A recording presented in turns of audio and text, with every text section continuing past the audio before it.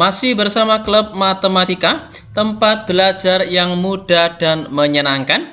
Pada kesempatan kali ini kami akan membagikan video pembelajaran untuk kelas 5, tema 2, subtema yang kedua, pembelajaran yang ke-6 bersama kami Klub Matematika. Kita perhatikan di sini ada gambar, ada anak yang bernama Edo di sini dan teman-temannya sedang melaksanakan musyawarah. Mereka akan membicarakan tentang rencana peragaan tari. Sebelum musyawarah dilakukan, mereka sepakat bahwa musyawarah akan dipimpin oleh Edo. Selain itu, mereka juga sepakat bahwa Siti sebagai penulis yang akan mencatat jalannya musyawarah dan akan mencatat hasil musyawarah. Apa yang dimaksud dengan musyawarah? Apa yang harus kita lakukan sebagai peserta musyawarah? Nilai apa yang terkandung dalam kegiatan musyawarah? Ayo kita pelajari selengkapnya di sini bersama kami Klub Matematika. Mengambil keputusan dengan musyawarah. Setiap warga masyarakat mempunyai tanggung jawab untuk ikut serta dalam mengambil keputusan bersama. Keputusan bersama adalah suatu keputusan yang sudah ditetapkan berdasarkan pertimbangan, pemikiran, dan pembahasan yang matang. Keputusan bersama haruslah mewakili kepentingan seluruh anggota atau seluruh peserta rapat. Keputusan bersama juga merupakan keputusan yang harus dilaksanakan dengan penuh rasa tanggung jawab. Oleh karena itu, sebuah keputusan bersama harus dipatuhi dan dilaksanakan oleh semua peserta rapat, tanpa terkecuali dan membeda-bedakan. Dalam pengambilan keputusan, kita tidak boleh memaksakan kehendak. Hasil dari keputusan yang diambil juga tidak boleh hanya menguntungkan satu pihak saja, tetapi semua pihak haruslah merasa diuntungkan. Karena keputusan bersama harus menampilkan rasa keadilan dan semua peserta rapat mempunyai kedudukan yang sama. Pengambilan keputusan harus didasarkan pada beberapa nilai penting agar semua pihak yang terlibat merasakan keadilan. Berikut adalah nilai yang mendasar tersebut, diantaranya adalah yang pertama adalah nilai kebersamaan. Pengambilan keputusan harus dilakukan secara bersama-sama, duduk dalam suatu tempat dengan tujuan yang sama demi kebaikan bersama. Walaupun setiap peserta rapat berasal dari latar belakang yang berbeda, namun harus tetap mendahulukan kepentingan umum dan mengesampingkan kepentingan pribadi. Yang kedua adalah nilai kebebasan mengemukakan pendapat. Bebas di sini berarti tidak mendapatkan paksaan dari orang lain. Semua peserta rapat boleh mengutarakan pendapatnya, tapi pendapat yang diberikan harus logis dan masuk di akal, tidak menimbulkan perpecahan, sesuai dengan norma yang berlaku dan tidak menyinggung perasaan orang lain. Nilai yang ketiga adalah nilai menghargai pendapat orang lain. Setiap peserta rapat haruslah mendengarkan dan menghargai pendapat orang lain tanpa menyela orang yang sedang mengemukakan pendapat. Bila tidak setuju dengan pendapat yang dikemukakan oleh peserta lain, kita boleh menanggapinya, tapi menanggapinya harus dengan cara yang sopan, agar tidak menimbulkan permasalahan, agar tidak menimbulkan permusuhan. Boleh kita berbeda pendapat, tapi perbedaan tersebut jangan sampai membuat perpecahan. Nilai yang keempat adalah nilai jiwa besar serta lapang dada melaksanakan hasil keputusan dengan rasa penuh tanggung jawab.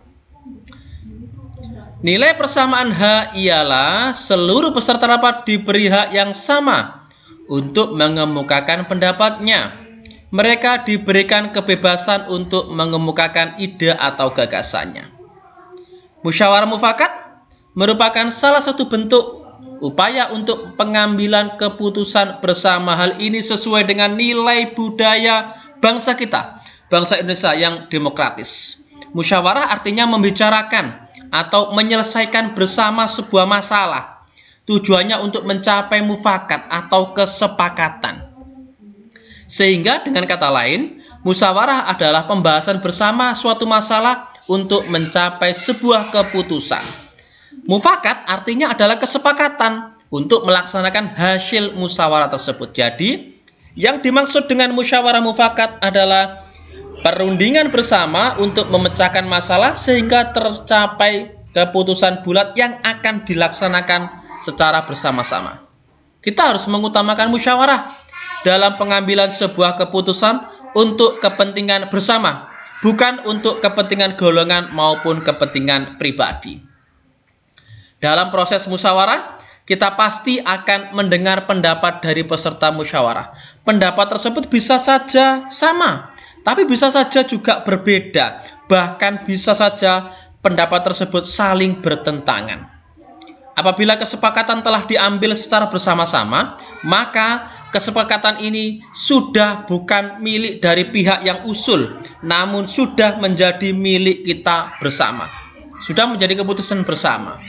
Keputusan tersebut harus dipatuhi dan dilaksanakan bersama dengan penuh kesadaran dan tanggung jawab. Ciri-ciri musyawarah untuk mufakat antara lain sebagai berikut. Yang pertama, sesuai dengan kepentingan bersama. Yang kedua, usul atau pendapat yang disampaikan harus mudah dipahami dan tidak memberatkan. Yang ketiga, dalam musyawarah, pertimbangan moral harus lebih diutamakan dan harus bersumber dari hati nurani yang jujur. Ciri yang keempat, pembicaraan harus dapat diterima oleh akal sehat dan sesuai dengan hati nurani.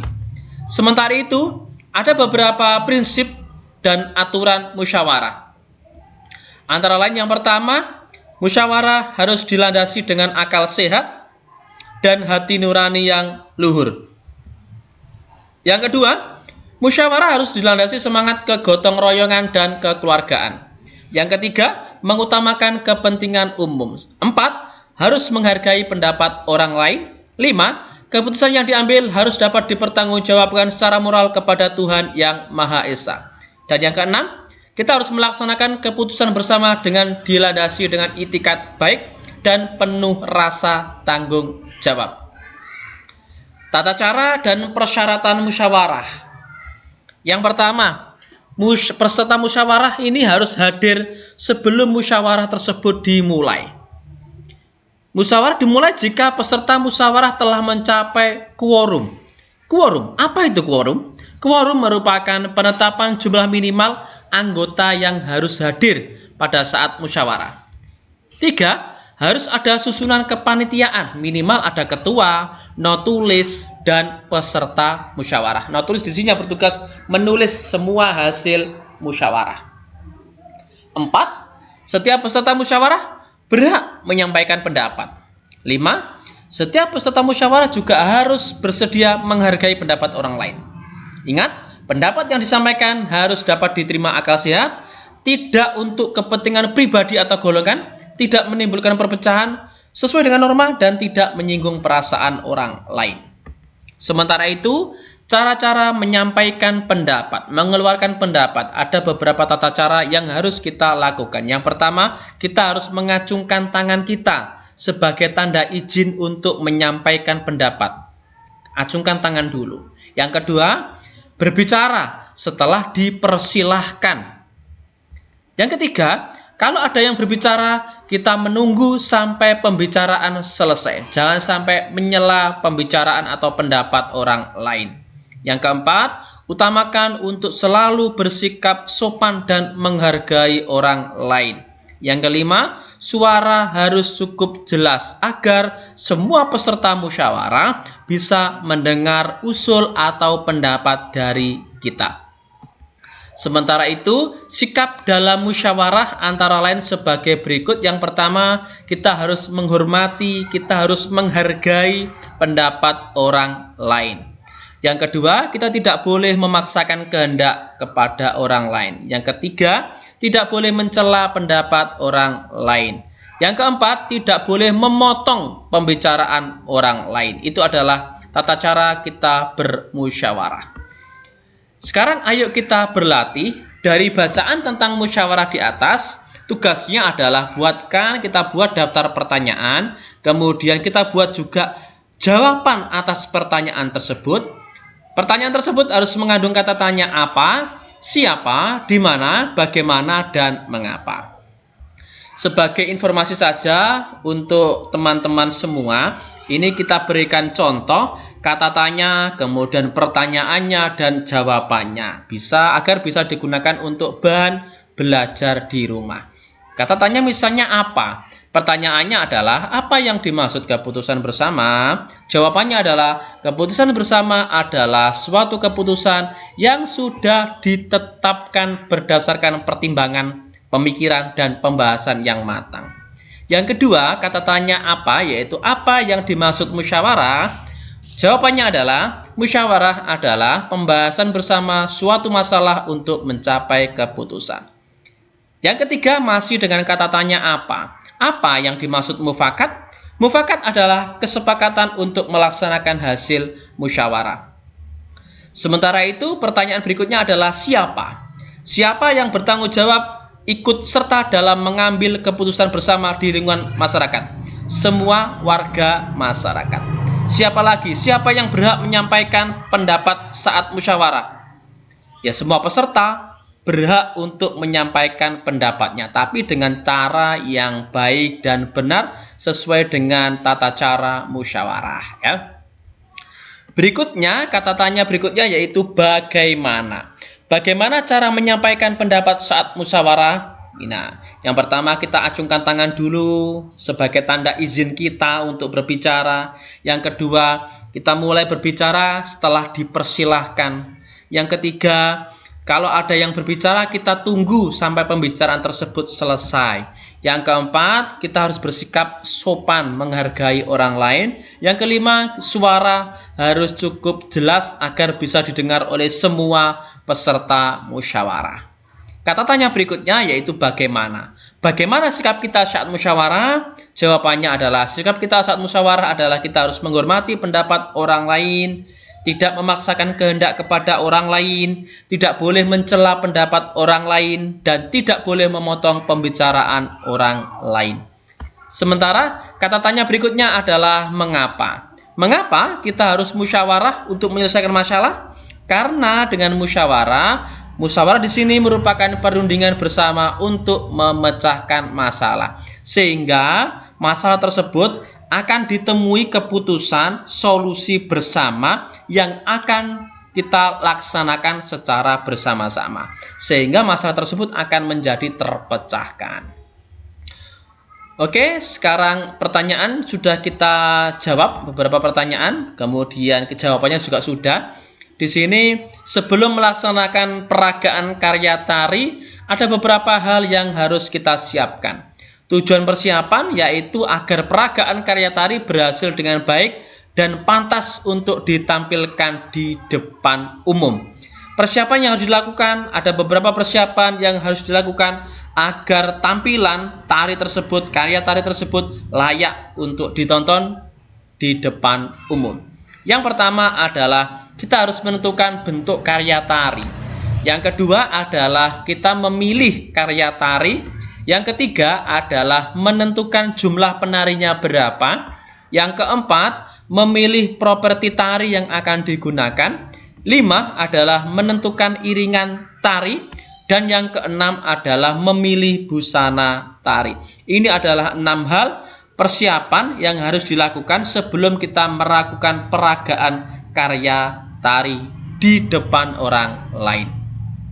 Kita akan bahas satu persatu di sini ke-6 tersebut, dimulai dari yang pertama yaitu menentukan bentuk karya tari. Di sini bentuk karya tari itu macam-macam. Ada yang berbentuk tari tunggal, ada yang berbentuk tari berpasangan, dan ada yang berbentuk tari kelompok. Tinggal dipilih bentuk apa, tunggal, berpasangan, atau kelompok. Nah, bentuk karya tari ini perlu kita tentukan sebelum diperagakan di depan umum karena berkaitan dengan unsur-unsur yang lain. Kemudian yang kedua adalah kita memilih karya tari. Pemilihan karya tari harus disesuaikan dengan bentuk tari. Sebagai contoh, Jika bentuk tari yang dipilih adalah tari berpasangan, maka kita pilih karya tari yang berpasangan.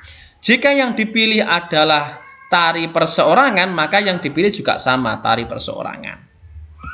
Yang ketiga adalah kita menentukan jumlah penarinya. Jumlah penari di sini harus disesuaikan dengan bentuk dan karya tari yang dipilih. Jika karya tari yang dipilih berpasangan, tentunya jumlah penarinya harus 2 orang atau kelipatannya. 2 orang, 4 orang gitu ya, karena berpasangan. Yang keempat adalah memilih properti tari. Ingat, pada video-video sebelumnya, pada pembelajaran sebelumnya, kita sudah pernah membahas masalah properti tari. Properti di sini perlu dipersiapkan sejak awal dan akan selalu dipakai sejak saat latihan. Sehingga nanti pada saat tampil sesungguhnya sudah menguasai properti tersebut. Tujuannya agar pada saat peragaan di depan umum, di depan penonton, kamu sudah terbiasa menggunakan properti sehingga akan sesuai dengan gerak tari yang ditampilkan.